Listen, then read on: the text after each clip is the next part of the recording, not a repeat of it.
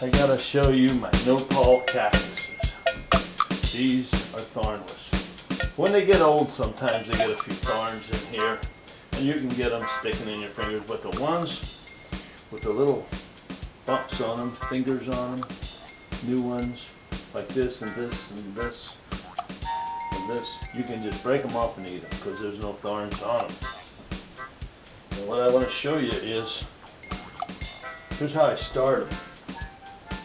See, I got them down in here. These are to keep the cats out here. That keeps the cats out of them. See that? That is a starter. And it will get big. This one is, let's see, 1, 2, 3, 4, 5, 6. 6 high. And here's how you start them. This is 1 year. This is less than a year old. This little one. And so, anyway, this is the way you start them. See how I got them on the windowsill down there? Them are about, I started them last spring. In maybe May, and they're probably about, well, this is January. Okay, this guy here, this one here is one of my oldest ones, my second oldest one. It is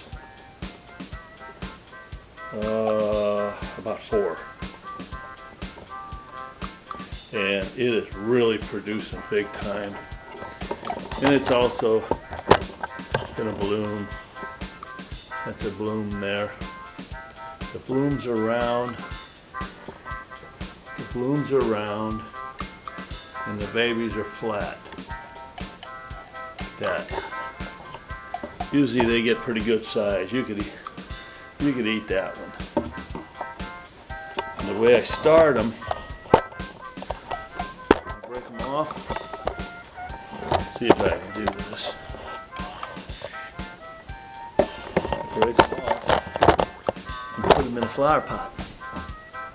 I just stick them in there. All these are stuck in there in the flower pot, and then the little bitty roots start coming out.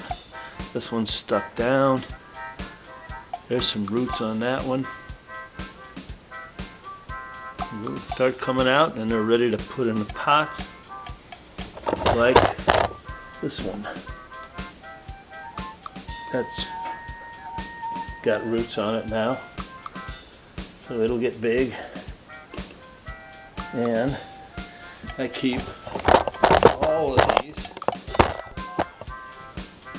big ones because they're the ones that produce the babies to eat. Okay?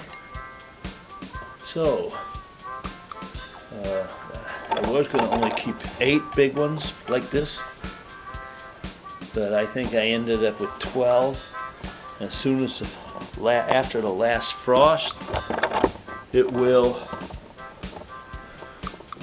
go outside. They'll all go outside, everything. That big one's kind of hard to do, but you need a 2-wheeler to do the big one. So that's pretty much how you start it. I use potting soil, half potting soil, half sand, you know, and then what you got is a real good dirt. And then like this one here, I just watered them. It's got a little vermiculite in it.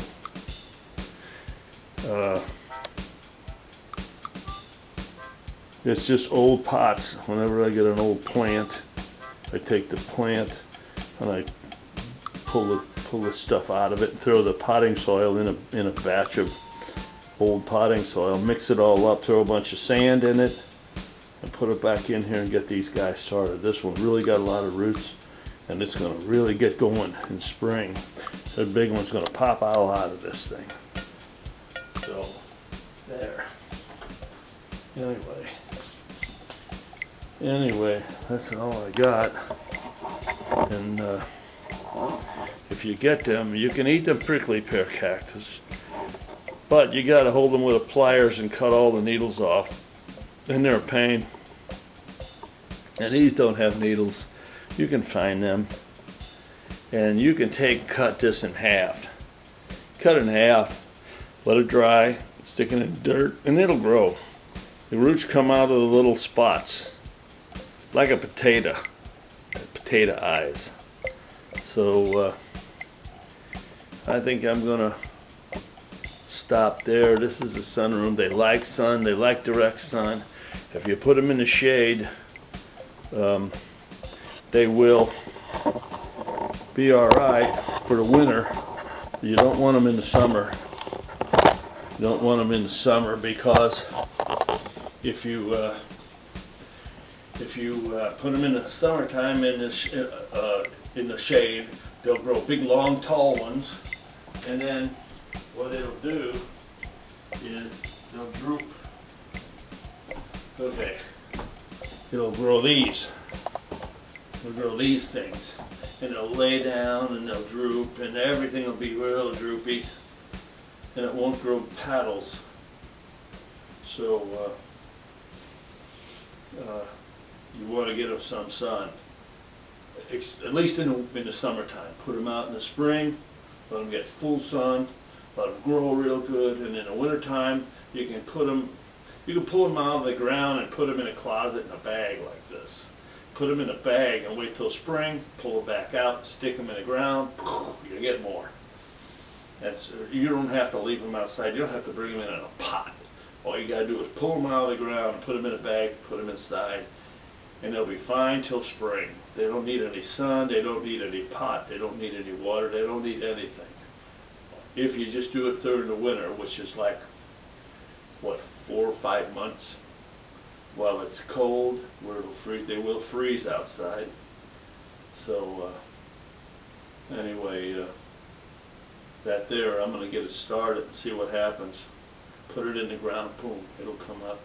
But I'm getting them started now because I got the convenience of a sunroom, and I need the sun on there. And rainwater is the best if you can. I got rainwater. I collect outside in buckets right there, and it's ice, and I'm melting it, and I use that rainwater on my plants. That's the best stuff to use. City water is full of, they told me city water is 26 chemicals in your city water. That's no good for them. But I got a well, no chemicals. And I can use well water. I can use hydrant water if I don't have rainwater outside. So anyway, that's the best of rainwater, and I got an advantage with the sun here, so I can keep them going in the winter, and I get that much of a jump start on the summer when I put them outside. And I get so many of them, so they really multiply. When you get a big plant, they get massive, and they get tons of them on there. So if you get a good 6-foot plant, you only really need 2 of them, and you can get plenty to eat. That's supposedly a super health food. Look up nopal, or nopalia, or nopali, or I think it's a Spanish name. I don't know what it means, but good to eat, real good to eat. And that's about all I got. And I don't know what they're going to give me for a video picture. Maybe they'll give me something like this. That would be cool, wouldn't it? So see you later. And that's so much for my nopal cactus, edible,